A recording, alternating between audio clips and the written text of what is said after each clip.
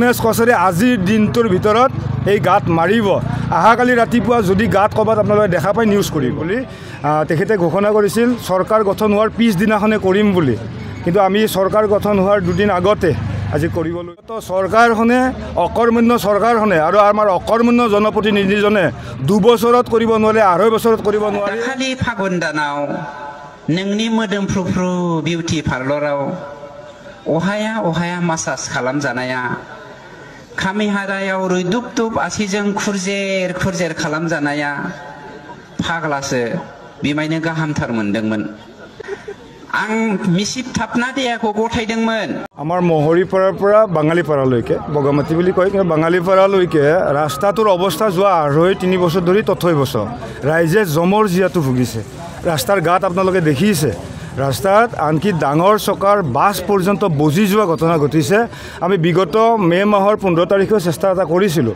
আমি জানো পকী ৰাস্তাত চেনকেভেলেৰে গাঁত মাৰি লাভ নাই, কিন্তু মটৰেবল আমি এই ৰাস্তাটো বিগত 18 তাৰিখে যোৱা 18 ছেপ্টেম্বৰত হাগ্ৰামা মহিলাই ডাঙৰীয়া আহিছিল। সেই জনসভাত আমাৰ মৰমৰ প্ৰতিনিধি BTCৰ প্ৰাক্তন নিয়ম গণেশ কছাৰী ডাঙৰীয়াই ঘোষণা কৰিছিল মটৰেবল কৰিম বুলি। তেখেতে ঘোষণা কৰিছিল চৰকাৰ গঠন হোৱাৰ পিছদিনাখনে কৰিম বুলি। কিন্তু আমি চৰকাৰ গঠন হোৱাৰ দুদিন আগতে আজি কৰিব লৈছোঁ। আজি কাৰণটো হ'ল ফেষ্টিভ ছিজন আৰম্ভ হৈছে, উৎসৱৰ এতিয়া সময়, পূজা পাৰ্বণ চব চলিব। ৰাইজৰ মানে বহুত কষ্ট হৈছে, গাড়ী মটৰ এক্সিডেণ্ট হৈ থাকে। যোৱাকালিও চাওকচোন ৰাস্তাত গৈ এতিয়া গাড়ী বজি আছে। গতিকে ৰাস্তাটোত যাতে মটৰেবল কৰিব পৰা যায়, গাড়ী মটৰ চলাব পৰা যায়, তাৰ কাৰণে ৰাস্তাৰ গাঁতকেইটা সাময়িকভাৱে মাৰা হৈছে। জীৱন বসুমতাৰী ডাঙৰীয়াক আমি দায়িত্ব দিছোঁ, তেখেতে ৰাস্তাৰ গাঁতকেইটা আজিৰ ভিতৰত এটা দিনৰ ভিতৰত, এই কথাটো লক্ষণীয়। যিটো বিগত চৰকাৰখনে অকৰ্মণ্য চৰকাৰখনে আৰু আমাৰ অকৰ্মণ্য জনপ্ৰতিনিধিজনে 2 বছৰত কৰিব নোৱাৰে, 2.5 বছৰত কৰিব নোৱাৰে। গণেশ কছাৰী আজিৰ দিনটোৰ ভিতৰত এই গাঁত মাৰিব। অহাকালি ৰাতিপুৱা যদি গাঁত ক'ৰবাত আপোনালোকে দেখা পায় নিউজ কৰিব। গতিকে কামৰ মানুহ ঘূৰি আহিছে, কাম হ'ব, নিৰবিচ্ছিন্নভাৱে কাম হ'ব, আমি কাম কৰিম। ইতিমধ্যে গণেশ কছাৰী ডাঙৰীয়াৰ প্ৰথম প্ৰতিশ্ৰুতি আছিল শুক্লাই যিখন জহলপুৰী পাৰ্ক, শ্বহীদৰ নামত নিৰ্মিত পাৰ্ক, সেইখন পাৰ্ক সাধাৰণ পাৰ্ক নহয়।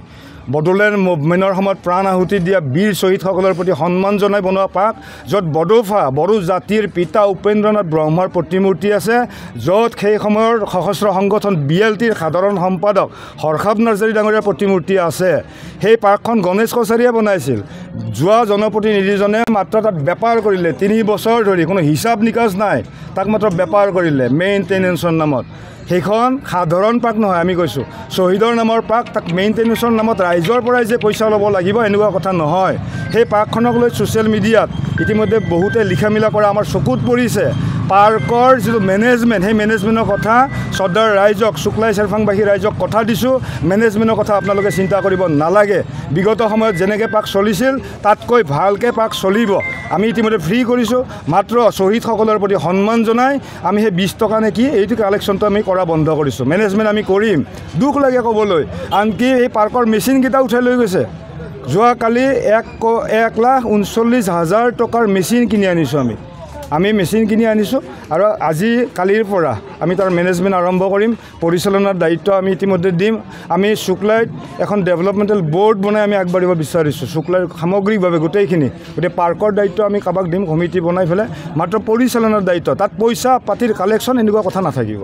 5 তাৰিখে সম্পৰ্ক ধুনীয়াকৈ যাম, ৰাইজক আমি যিমান দূৰ পাৰোঁ। এতিয়া সমস্যা হৈছে চব ৰাইজ যাব ওলাইছে, সুদূৰ কোকৰাঝাৰ, গোটেই ৰাইজক নিব পৰাটো সম্ভৱ নহয়। তাৰ মাজত যিমানখিনিয়ে পাৰে নিশ্চয় যাব।